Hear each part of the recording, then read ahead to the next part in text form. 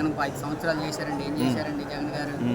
ఏమీ చేయలేకపోయారండి. ఒకేసారి 1000 రూపాయలు పెంచారు కదా. 1000 రూపాయలు పెంచారు, 4000 పెన్షన్ ఇస్తున్నారు కదండి.